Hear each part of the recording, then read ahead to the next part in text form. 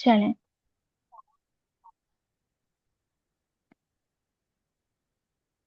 बाकी स्टार्टिंग में तो वो अब सारी मैं इन्फो लेता है ना। लेकिन अगर कोई ऑनलाइन शॉपिंग ट्रैवलिंग। नहीं करता, मतलब वो ऑनलाइन स्क्रॉलिंग तो करते हैं लेकिन शॉपिंग स्टोर पे जाकर ही करते हैं, तो फिर कैसे पता चलेगा? ओके, सो बेसिकली ये है पर्पस कि जब भी आप किसी लोकेशन को टारगेट करते हैं, जैसे कि हमने पाकिस्तान को टारगेट, और पाकिस्तान के अंदर अगर हम फर्दर उसको डिफाइन करें उस लोकेशन को, जैसे कि मैं डिफाइन करूं, जैसे हमने लास्ट टाइम डिफाइन किया था, गुलशन इकबाल, डीएचए, नॉर्थ कराची, इस तरह की और एरियाज को हम टारगेट करें, और उन एरियाज के अंदर भी हम, आपको पता है कि मैप ओपन करके किलोमीटर को और एडजस्ट कर सकते हैं कि इसके 7 किलोमीटर के एरियाज को हमारा ऐड नजर आए, या बिल्कुल ही स्पेसिफिक और स्पेसिफिक हम वहाँ पे एरियाज के नाम लिख दें कि इस इलाके में भी, इस स्पेसिफिक एरिया में हमारा ऐड नजर आए। तो उस एरिया के अंदर रहने वाले लोगों, जो लोग हैं, वो जो टैक्स पे करते हैं, उस टैक्स पेमेंट की बेसिस के ऊपर ये डिफाइन किया जाता है कि इन लोगों की हाउस होल्ड इनकम क्या होगी। ठीक है, क्योंकि हर एक स्पेसिफिक एरिया का एक आ, क्या कहते हैं उसको, देखें फौरन मेरे माइंड से निकल गया, जिप कोड। ठीक है, एक जिप कोड होता है।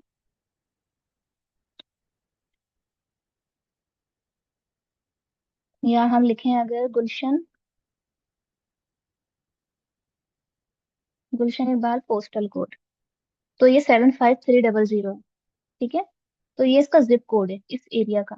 तो इसी तरह से दुनिया के अंदर जितने भी एरियाज होते हैं, मतलब शहर के अंदर भी, सिटी के अंदर भी जो डिस्ट्रिक्ट होते हैं, डिस्ट्रिक्ट के अंदर भी एरिया वाइज कोड होते हैं। ठीक है, तो ये जिप कोड होता है। इस जिप कोड के बेसिस के ऊपर इनकी डिवीजन की जाती है कि इस जिप कोड से कितना हमारा जो टैक्स की इनकम है वो जनरेट हुई कंट्री के लिए, कितना टैक्स आया इस जिप कोड से, उस दूसरे जिप कोड से कितना को हमारे पास रेवेन्यू आया इन टर्म ऑफ टैक्स। तो टैक्स के बेसिस के ऊपर ही बताया जाता है कि यहाँ के लोगों की इनकम क्या होगी, इनकम टैक्स दे रहे होते हैं। कुछ कंट्रीज के अंदर ही अवेलेबल है ये डेटा परफेक्टली। ठीक है, पाकिस्तान में तो ऑब्वियसली नहीं है, हम सबको पता है। तो दैट्स वाई इस बेसिस के ऊपर यहाँ पे टारगेटिंग नहीं हो पाती है, क्योंकि जो ज्यादा टैक्स देगा, टॉप 10%, लोअर 50%, ठीक है, टॉप 10% कैसे डिफाइन होते हैं कि इन्होंने इतना इस साल का टैक्स पे किया, इस एरिया से इतना टैक्स आया है, इस एरिया से इतना टैक्स आया है, तो 10% टैक्स तो इस एरिया से ही आया है। ये जो भी एक्सवाइजी डिवीजन होती है वो अकॉर्डिंगली टैक्स के ऊपर होती है। तो क्योंकि हमारे यहाँ ये प्रोसेस अभी तक इतना ज्यादा प्रॉपर नहीं है, और उसका डेटा इतना ज्यादा प्रॉपरली अगर आप सर्च करने की कोशिश करेंगे तो आपको एफबीआर के साइट के ऊपर या किसी भी साइट के ऊपर जाके इस तरह का प्रॉपर डेटा नहीं मिलेगा कि कौन से एरिया से, किस जिप कोड से कितना टैक्स रेवेन्यू जनरेट किया है कंट्री ने इस बार।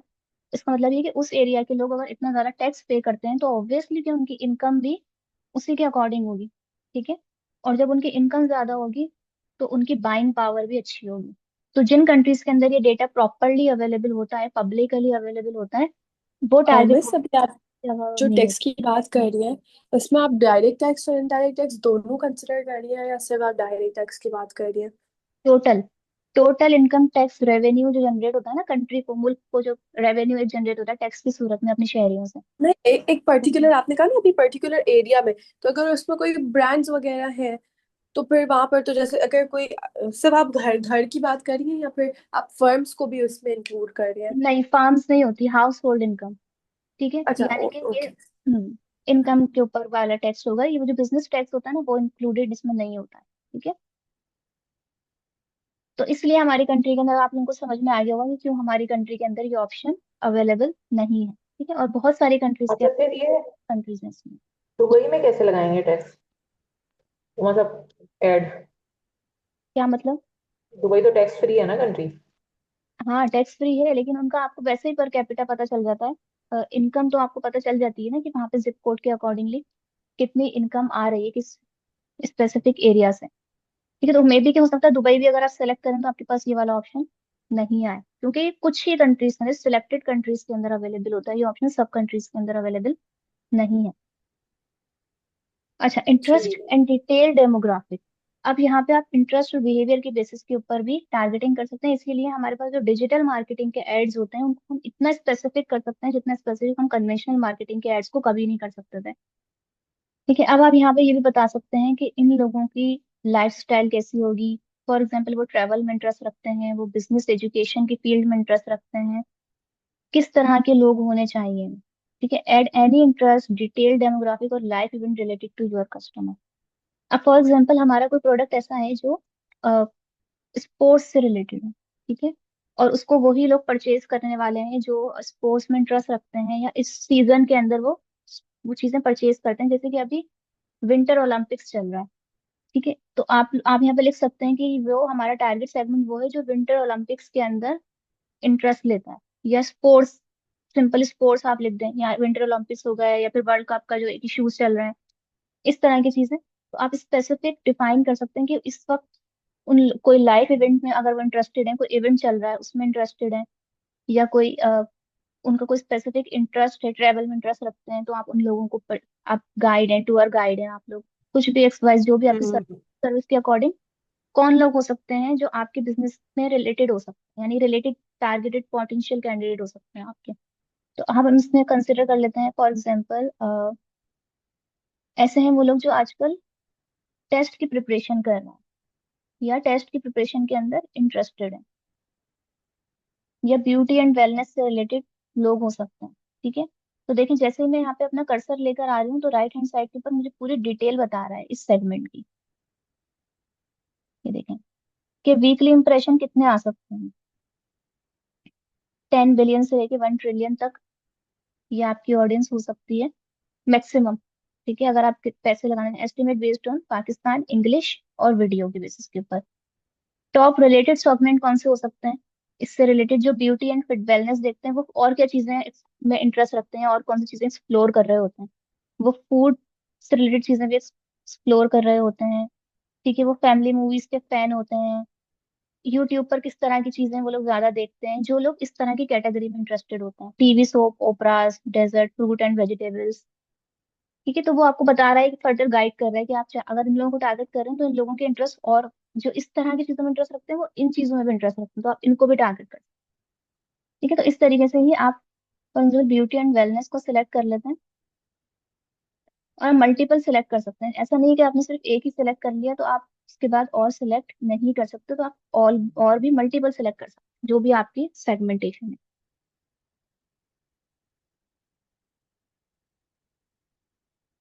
ठीक है, हम अपना कोई यहाँ पे डेटा, अपनी डिटेल, अपनी इंफॉर्मेशन शेयर करना चाहें तो वो कर सकते हैं, वो हम यहाँ पर नहीं कर रहे हैं। ऑडियंस की सेगमेंटेशन की हम अभी डिटेल और देखते हैं, किस तरह की सर्च टर्म वो लोग यूज कर रहे हैं, people based on their search activity. ठीक है, या फिर वो लोग जो किस तरह से सर्च कर रहे हैं उनको एड शो नहीं हो। जैसे कि मैंने अभी आपको बताया कि अगर हम यहाँ पर अपनी ऑडियंस को अकॉर्डिंगली डिफाइन नहीं कर पा रहे तो हम एटलीस्ट यहाँ पे कर सकते हैं कि फॉर एग्जाम्पल मेरा प्रोडक्ट बहुत एक्सपेंसिव या लग्जरी प्रोडक्ट है। ठीक है, तो मैं एक्सक्लूड करना चाहूंगी उन लोगों को जो फ्री, चीप, इकोनॉमिकल वर्ड लिख के सर्च करते हैं किसी भी प्रोडक्ट के लिए, क्योंकि वो लग्जरी मेरा जो प्रोडक्ट है उन लोगों को टारगेट ही नहीं करता। ठीक है, समझ में आ रही है। तो इस तरह के लोगों को हम यहाँ पे एक्सक्लूड करवा सकते हैं उन सर्च टर्म्स को जो फ्री लिख के सर्च करते हैं। ठीक है, या फिर कोई इस तरह के फ्री, या हम लिख देते हैं चीप ड्रेसेस, या कुछ भी। ठीक है, जो भी टर्म आपको लगता है कि ये टर्म जो है वो बिल्कुल ही अपोजिट है मेरे बिजनेस के और इन लोगों को तो मुझे दिखाना ही नहीं है, तो उनको आप यहाँ पे एक्सक्लूड करवा सकते हैं। तो ऐड भी कर सकते हैं हम और एक्सक्लूड भी कर सकते हैं जिन लोगों को हमें अपना ऐड नहीं दिखाना। ऑडियंस एक्सपेंशन, इसको आप चेक मार्क कर लिया करें, स्पेशली जब आप पहली पहली बार कैंपेन रन कर रहे हो। एक्सक्लूजन क्या है कि सर्च इंजन देखेगा कि किस तरह के आपने जो टारगेट ऑडियंस अपनी बनाई है पूरी, यानी कि सेगमेंट, बिहेवियर, जेंडर, अगर आपके पास हाउस होल्ड इनकम टारगेट करने का ऑप्शन है तो वो सारी चीजों के बाद भी कुछ लोग ऐसे भी हैं जिनको आपने अपनी टारगेटिंग में नहीं रखा, लेकिन वो इंटरेस्ट ले रहे हैं आपके बिजनेस में बहुत ज्यादा, या आप जैसे जो दूसरे business already ad campaigns run कर रहे हैं उसमें इंटरेस्ट लेते हैं, उस पर क्लिक करते हैं, परचेजिंग भी करते हैं, कन्वर्ट भी हो जाते हैं, लेकिन आपने अपने टारगेट ऑडियंस के अंदर उनको मिस कर दिया है। तो अपने ही एल्गोरिथम और अपने डेटा की बेसिस के ऊपर ये उन लोगों को भी आपके ऐड दिखा देगा। ठीक है। तो अगर आप इसको इनेबल रखेंगे तो आपकी ऑडियंस एक्सपेंड हो सकती है परफॉर्मेंस की बेसिस के ऊपर कि और पोटेंशियल कैंपेन और पोटेंशियल कैंडिडेट्स कौन हो सकते हैं। तो अगर आप इसको इनेबल कर देंगे तो उन लोगों को भी ऐड दिखाएगा जो आपने मिस कर दिया, और जो आप जैसे ही प्रोडक्ट या आपके जो कॉम्पिटिटर के प्रोडक्ट में इंटरेस्ट भी ले रहे हैं, परचेजिंग भी कर रहे हैं, लेकिन आपने उनको टारगेट ऑडियंस में नहीं रखा। ठीक है। उसके बाद कीवर्ड्स।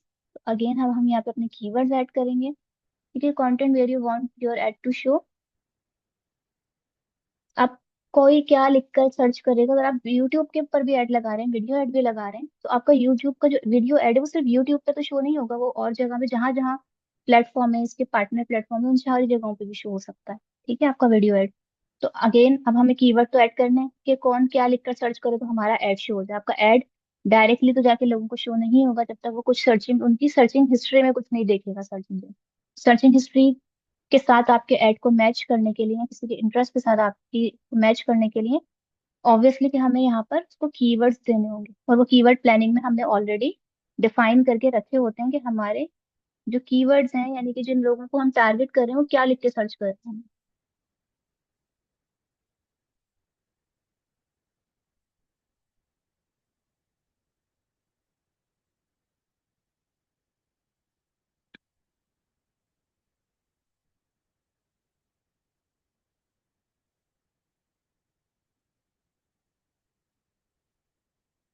कुछ भी इस तरह से जो भी आपके कीवर्ड्स हैं कि ये लोग अगर ये लिखकर सर्च कर रहे हैं तो मेरा ऐड शो होगा। ठीक है। तो हम यहाँ पे अपने सारे कीवर्ड्स ऐड कर देंगे। अगर आप लोगों का आके आपकी वेबसाइट और आपने अपने वेबसाइट को प्रॉपर एसईओ के अकॉर्डिंगली ऑप्टिमाइज किया हुआ है, तो अपनी वेबसाइट का अगर यहाँ पे लिंक ऐड करेंगे, अगर आपका कोई स्टोर है, कोई और शॉपिफाई पे बना हुआ है या कहीं और या इंस्टा पे भी बना हुआ है, आप उसका लिंक यहाँ पेस्ट करेंगे तो उस पे जो कीवर्ड आपने यूज किए हुए हैं वो यहाँ पर उनकी पूरी लिस्ट आ जाएगी, फिर आप उसमें से अकॉर्डिंगली इंक्लूड या एक्सक्लूड कर सकते हैं, जैसे लास्ट टाइम हमने किए थे। ठीक है। आप चाहें तो यहाँ पे टॉपिक भी ऐड कर सकते हैं, क्योंकि हम वीडियो ऐड लगा रहे हैं, और वीडियो यूट्यूब के ऊपर वीडियो टॉपिक से सर्च की। मिस आप स्टोर बनाना सिखाएंगे? नहीं, स्टोर बनाना नहीं सिखाऊंगी मैं, आप लोगों को स्टोर के साथ कनेक्ट करना सिखाऊंगी लेकिन। ठीक है। अच्छा। जैसे हमने वर्डप्रेस की वेबसाइट बनाई थी ना, ठीक है, इसी तरीके से आप लोग अपनी, आप लोगों का ऑनलाइन स्टोर कोई वेबसाइट, वो वर्डप्रेस पे बनी हुई भी हो सकती है, वो शॉपिफाई पे बनी हुई हो सकती है, अमेजोन पे भी। तो वो सारे प्लेटफॉर्म्स हैं ई कॉमर्स के, जहाँ पे वो अपनी वेबसाइट्स बना सकते हैं, अपने स्टोर्स बना नहीं तो सकते आप हमें क्या शॉपिफाई की वेबसाइट सिखाएंगी जैसा आपने हमें वर्डप्रेस की सिखाई थी? हैं। नहीं, शॉपिफाई की भी आप सेम उसी तरीके से बनाते हैं जिससे हमने वर्डप्रेस की बनाई थी, इसलिए मैं आपको वो नहीं सिखाऊंगी। उसमें भी WP लोकल यूज होता है? नहीं नहीं, वो तो वर्डप्रेस का है ना। शॉपिफाई तो आप डायरेक्ट जाके क्रिएट करते हैं वहां पर। ठीक है। ओके। शॉपिफाई अकाउंट, उसको लाइव करने के लिए आपको डोमेन परचेज करना पड़ता है, लेकिन अगर आप प्रैक्टिस के लिए बनाना चाहें तो आप बना सकते हैं वहां जाके, कोई इशू नहीं आएगा। तो हम यहाँ पे अपने कीवर्ड्स ऐड करने के बाद, अगर हमने यूट्यूब के लिए बनाया है अपना ऐड, तो हम यहाँ पे टॉपिक भी ऐड करेंगे, क्योंकि यूट्यूब के ऊपर लोग टॉपिक वाइज सर्च कर रहे होते हैं, जैसे कि ट्रेंडिंग कलर फॉर 2025 या 2026, उस तरह से, और आपने उसी कलर की कलेक्शन लॉन्च की है, तो आप ये टॉपिक ऐड कर सकते हैं। ठीक है। तो और ये फैशन एंड स्टाइल के अंदर लोग ढूंढ रहे हैं अगर। मिस हम सीजन्स ऐड कर सकते हैं, जैसे क्लोथिंग इंडस्ट्री में सीजन्स का भी बहुत चलता है। बिल्कुल बिल्कुल, आप सीजनल कीवर्ड यूज करें। जैसे आजकल बसंत का चल रहा है, कभी ऑटम हम्म। कलेक्शन चलती है। हाँ, फिर समर, फिर विंटर, फिर प्री विंटर, प्री फॉल, ऐसे आती हैं बहुत सारी, तो आपने सीजनल कीवर्ड तो यूज करने हैं ना, अपने ऑर्गेनिक कंटेंट में भी और अपने पेड कंटेंट के अंदर भी। ठीक मिस है। आप क्लोथ्स को लेके चले। किसको? क्लोथ्स क्लोथ्स को लेके चलेंगे, सेलिंग। क्लॉथ से तो लिए मैंने। ठीक है। फैशन स्टाइल के अंदर हम ट्रेंडिंग कलर फॉर 2026, वो कहाँ किस में आएगा हमारा? फैशन एंड स्टाइल के अंदर ही आएगा। अपेरल भी हम ऐड कर लेते हैं चैलेंज के अंदर। ठीक है। वो बोल देख रहे हैं कि कौन सी कैटेगरीज के अंदर ये टर्म लिखकर सर्च की जा रही है। या अगर जैसे आपने कहा कि अभी हम अगर बसंत का बहुत चल रहा है, तो बसंत कलेक्शन, या बसंत एसेसरीज, अगर आप सेल कर रहे हैं कलेक्शन के साथ साथ बसंत एसेसरीज। ठीक है। तो देखें आप बसंत एसेसरीज के साथ आप ये देखें कि कौन सी कैटेगरीज आ रही है। Of road vehicle, jeep, motor sports, हमर। क्यों आ रही है ये? क्योंकि बसंत की एसेसरीज ना खरीदते ही लड़के हैं, उन्हीं से रिलेटेड चीजें आ रही हैं। लड़कियां सिर्फ कपड़े खरीदती हैं बसंत से रिलेटेड, एसेसरीज उसके लिए ज्यादातर बॉयज ही खरीदते हैं। तो आप देखेंगे कि वो बता रहा है कि इस तरह की जो सर्च टर्म है या टॉपिक है, वो किस तरह के लोग या किस कैटेगरी के को सर्च करने वाले लोग सर्च कर रहे हैं, किस तरह की कैटेगरीज के चैनल्स के अंदर ये चीजें डिस्कस हो रही हैं। ठीक है, तो आपको यहाँ पे वो कैटेगरीज सेलेक्ट करने में इज हो जाएगा। ठीक है, एंड देन ऐड की प्लेसमेंट। अब हम बता रहे हैं कि हमें अपना ऐड कहाँ कहाँ पे रन करवाना है। यूट्यूब के किसी चैनल के ऊपर, स्पेसिफिक यूट्यूब वीडियो, किसी वेबसाइट, किसी ऐप या किसी कैटेगरी के अंदर। अगर हम इसको ओपन रहने देंगे तो ये सब पे जाएगा। ठीक है, your ad can appear on any YouTube और display network placement that match your other targeting. ठीक है, अगर आप कोई स्पेसिफिक प्लेसमेंट सेलेक्ट करते हैं तो आपका जो टारगेटिंग है वो और नैरो होती जाएगी। अगर किसी यूट्यूब चैनल के ऊपर आप चाह रहे हैं कि आपका एड शो हो, तो आप किस तरह के, फॉर एग्जाम्पल अभी अगर हम बसंत की रिलेटेड बात करते हैं तो हम, या क्लोथिंग की बात कर रहे हैं, तो स्टाइलिस्ट के जो चैनल्स होते हैं उसके ऊपर वही लोग आ रहे होते हैं जो ज्यादातर कपड़े खरीदने में और इन सारी चीजों के अंदर इंटरेस्टेड होते हैं। तो वो बता रहे हैं कि कौन से ऐसे टॉप स्टाइलिस्ट हैं जिनको आप, जिनके चैनल के ऊपर आपका ऐड हम लगा सकते हैं। तो अगर आप स्पेसिफिक किसी स्टाइलिस्ट के ऊपर ही, आप किस चैनल के ऊपर ही अपना ऐड लगाना चाह रहे हैं तो आप लगा सकते हैं। तो उसको ओपन रखें तो आपका ऐड कहीं पे भी चलेगा, जहाँ पे भी आपकी ऑडियंस होगी, जहाँ पे भी वो लोग सर्चिंग कर रहे हैं, ब्राउजिंग कर रहे हैं। लेकिन अगर आप स्पेसिफिक चैनल पे लगा देंगे तो जब तक वो चैनल नहीं देख रहा होगा उसको वो ऐड नजर नहीं आएगा। ठीक है, तो इसको आप फर्दर डिटेल, ये डिपेंड करता है कि आप लोगों का फाइनल ऑब्जेक्टिव क्या है। इसी तरह से किसी यूट्यूब वीडियो के ऊपर आपने अपना ऐड लगाना है, किसी वेबसाइट के ऊपर आपने अपना ऐड लगाना है स्पेसिफिक, आप चाह रहे हैं कि बस इसी, ये तीन चार पाँच छह वेबसाइट है बस इसी पे मेरा ऐड है। तो जो लोग इन वेबसाइट्स को विजिट करें और मेरे टारगेट ऑडियंस के अकॉर्डिंग भी हों, जो मैंने ऊपर डिफाइन, जो सारे क्राइटेरिया को मीट करें, तो उन्हीं को बस ऐड नजर आए। तो आप जैसे जैसे ये चीजें इसको बताते जाएंगे, क्राइटेरिया आपका स्ट्रिक्ट होता जाएगा। जितना क्राइटेरिया स्ट्रिक्ट होगा ऑडियंस उतनी कम होती जाएगी, नैरो होती जाएगी ऑडियंस को। हम कहते हैं मार्केटिंग में ऑडियंस को नैरो करना और डिटेल टारगेटिंग करना। ठीक है? तो जब पहली पहली बार ऐड लगाते हैं, यानी कि जब आप टेस्ट एड्स लगा रहे हैं, तो आप उसको ओपन रखते हैं बहुत सारी चीजों को, ताकि जब एनालिटिक्स आए तो उसके अकॉर्डिंगली फिर हम नेक्स्ट एड कैंपेन लगाएं। तो एनालिटिक्स के अकॉर्डिंग हम टारगेटिंग को नैरो करें। स्टार्टिंग में हम टारगेटिंग को इतना नैरो नहीं करते।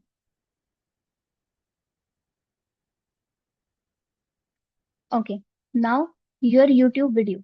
अब आपको अपने यहाँ पे वीडियो का यूआरएल पेस्ट करना है। तो उसके लिए जरूरी नहीं कि वो चैनल आपका अपना हो।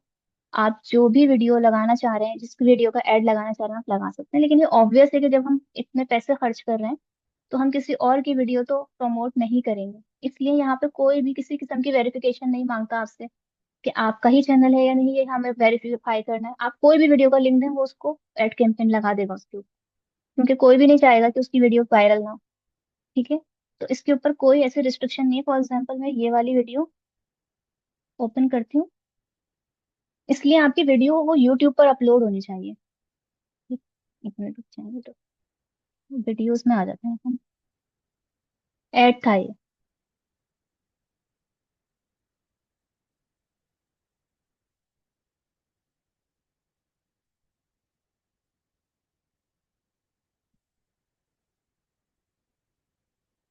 शेयर करेंगे और कॉपी, सिंपल। ये हमने यहाँ से कॉपी किया और हम ये कंसिडर करें कि ये हमारी वीडियो है, क्योंकि हम किसी और की वीडियो पे इतना खर्चा नहीं करेंगे, ऑब्वियस है।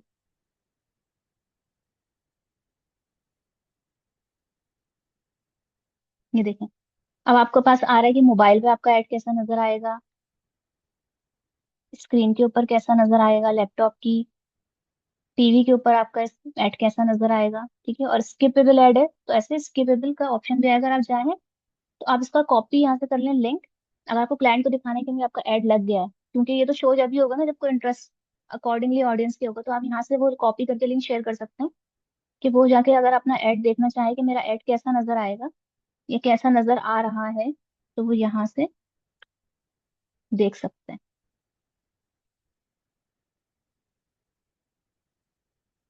This is a demo video. ठीक है, अभी आपका एड लाइव नहीं है तो इसलिए यहाँ पर व्यू नहीं होगा। आप चाहें तो यूट्यूब पे कैसे जाके देख सकते हैं, ऑलरेडी आपका एड यूट्यूब पर ही है। सर्च फॉर अ वीडियो और पेस्ट द यूआरएल। अगर आपको एग्जैक्ट यूआरएल नहीं पता और आप यहाँ से सर्च करना चाहें तो सर्च भी कर सकते हैं, लेकिन ऐसा कभी होता नहीं है कि हमें अपना ही एड का लिंक नहीं पता हो, अपनी ही वीडियो का। ठीक है, फाइनल यूआरएल। अगर कोई आपकी एड के ऊपर क्लिक कर ले, स्पॉन्सर्ड एड आता है ना देखो, अगर उस पर कोई क्लिक कर ले एड के ऊपर ही, समटाइम हम क्लिक कर लेते हैं, ये जो नीचे कंटेंट आ रहा होता है उसके ऊपर हम क्लिक कर लेते हैं, तो कहाँ जाना चाहिए वो पर्सन? आपके चैनल पे जाए, आपकी वेबसाइट पे जाए, आपके ऑनलाइन स्टोर के ऊपर जाए, आपके मेटा के अकाउंट है मेटा स्टोर के ऊपर जाए, जहाँ पे भी आपने अपना अकाउंट या जहाँ पे भी आपने परचेजिंग करवानी है, जहाँ पे भी आपने उसको लैंड करवाना है अपने कस्टमर को, वहां पे आप उसको एक यूआरएल प्रोवाइड कर सकते हैं कि मैं, फॉर एग्जाम्पल मैं चाह रही हूँ कि मैं इसके, ये पर्सन मेरे चैनल पर आ, ठीक है, तो हम चैनल का ऐड दे देंगे, चैनल का लिंक दे देंगे, फाइनल लिंक। ठीक है, डिस्प्ले में अगर आप अपना चाह रहे हैं कि आपका कोई यहाँ पे यूआरएल भी शो हो जिस पे लोग क्लिक कर सकें आपके ऐड को देखकर, मतलब एक तो आपने क्लिक, इस पे क्लिक करेगा कोई तो डायरेक्टली आपके इस यूआरएल पे चला जाएगा, लेकिन अगर आप चाह रहे हैं कि कोई नीचे या सामने या डिस्क्रिप्शन में कहीं आपका लिंक शो भी हो तो वो आप यहाँ पर उसको बता सकते हैं। सीटी अगर आपने ऐड करना है तो आप बिल्कुल ऐड कर सकते हैं।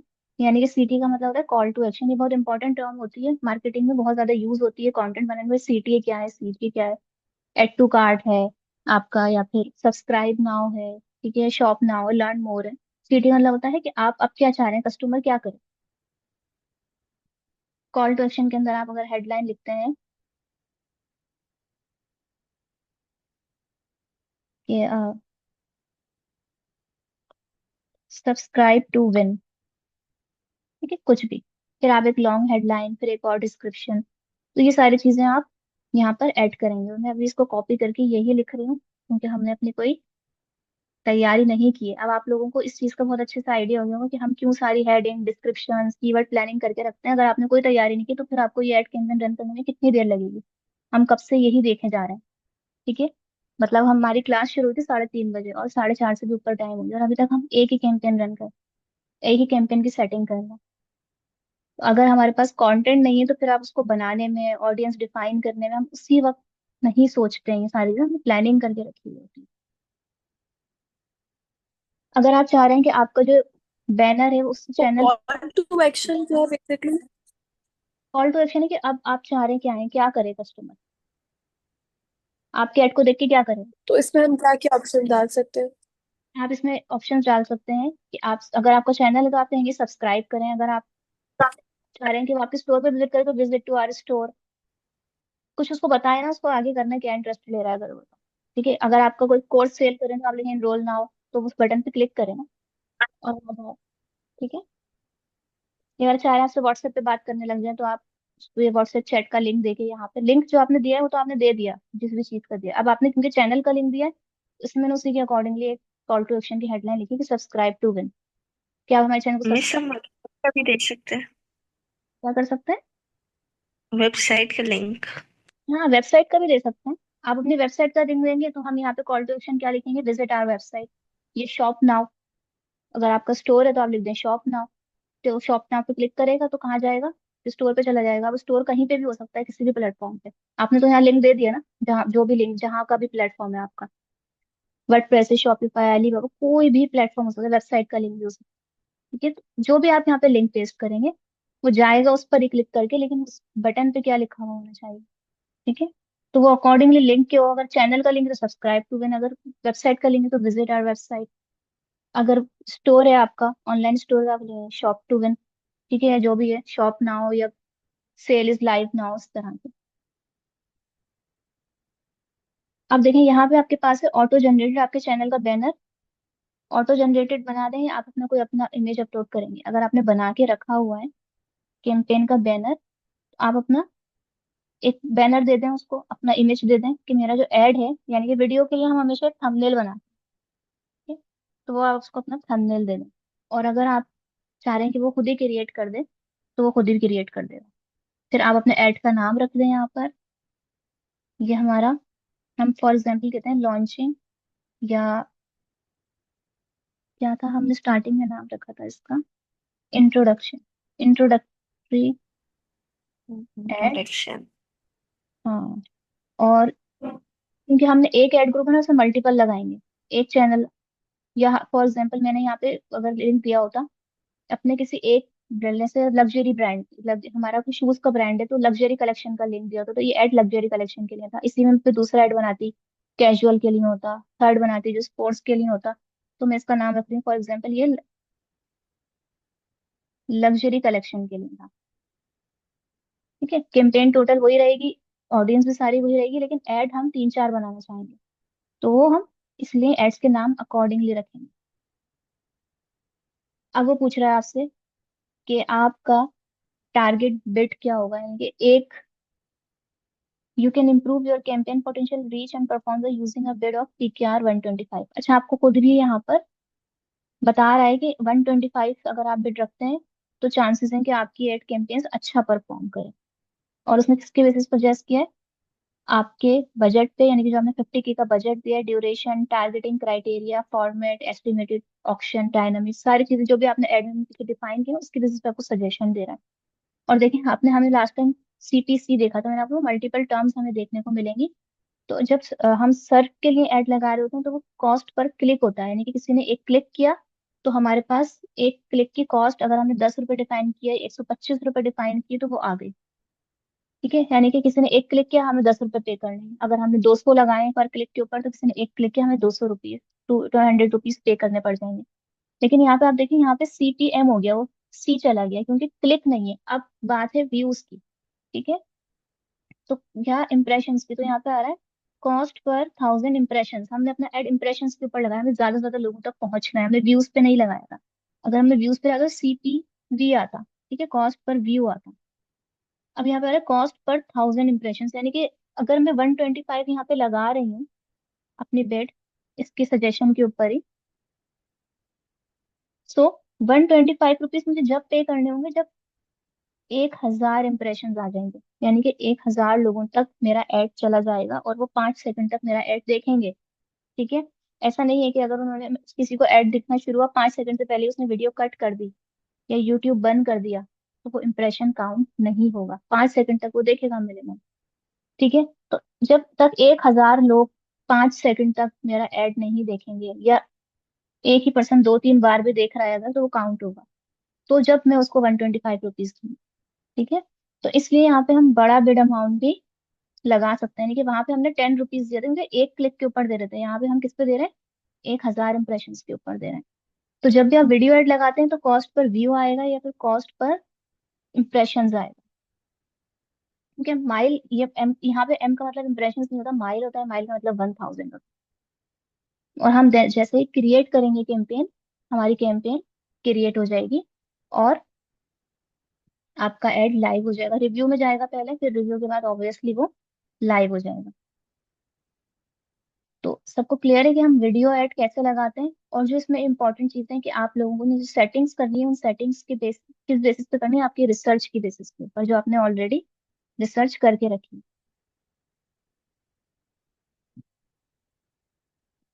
यहाँ तक किसी का कोई सवाल है तो पूछ लें।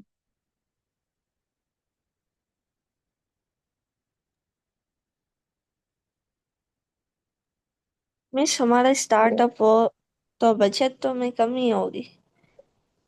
हाँ, स्टार्टअप के लिए, अगर आपका बिजनेस कोई ऐसा नहीं है जो बहुत ही ज्यादा महंगा प्रोडक्ट सेल कर रहा है, जो बिजनेस टू, एक टर्म होती है हम यूज करते हैं B2B, यानी कि बिजनेस टू बिजनेस, यानी कि हम सर्विसेज प्रोवाइड कर रहे हैं बिजनेस को ही। हमसे जो चीज खरीदेगा या जो हमारी सर्विस लेगा वो कोई दूसरा बिजनेस ही होगा, कोई पर्सन, कोई यूजर नहीं, कोई कंज्यूमर नहीं होगा, इंडिविजुअल कंज्यूमर नहीं होगा। तो आप ऐसे महंगे ऐड चलाएं। लेकिन अगर आप लोगों का प्रोडक्ट ऐसा है जो कंज्यूमर के लिए, B2C के लिए है, कंज्यूमर के लिए, और वो कंज्यूमर भी ऐसा है जो कि सोशल मीडिया के ऊपर एक्टिवली नजर आता है, और वहां पे जो एड्स आते हैं उनको देखकर परचेजिंग कंसिडर भी करता है, तो आप मेटा कैंपेन पे जाएं। वो थोड़ी सस्ती होती है गूगल एड्स के मुकाबले। ठीक है, गूगल एड्स में अगर आप 5,000 रुपये लगाएंगे ना, परफॉर्म ही नहीं करेगा आपका एड। देखिए, मैं आपको मिनिमम इसलिए 50,000 लगा के दिखा रही हूँ। कहने को क्लाइंट आ जाते हैं 10,000 30,000 लेकर भी अपने, हम उन्हें पहले ही बता देते हैं कि भाई परफॉर्म नहीं करेगा, क्योंकि इसका मॉडल ही नहीं है ऐसा चीप एड लगाने वाला। इसीलिए तो PPC अलग कोर्स होता है इसकी कैंपेन को रन करने में, जिसमें अच्छा खासा अमाउंट लगता है। इसकी कैंपेन सही से रन होनी चाहिए, हर एक क्लिक के ऊपर पेमेंट करनी होती है। लेकिन मेटा के ऊपर क्या होता है, मेटा के ऊपर आप 3,000 से भी ऐड लगा सकते हैं। तो अगर आपका स्टार्टअप है तो स्टार्टअप तो अपना पहले ऑर्गेनिक एसईओ पे फोकस करें और अपनी मेटा कैंपेन स्टार्ट करें।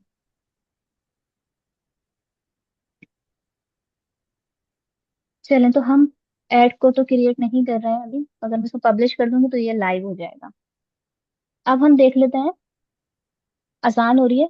और जब तक मैं इसको एंड भी कर देती हूँ मीटिंग को, नया लिंक देती हूँ आप लोगों को, इतनी देर में आप ज्वाइन करेंगे, आसान हो जाएगी। ठीक है।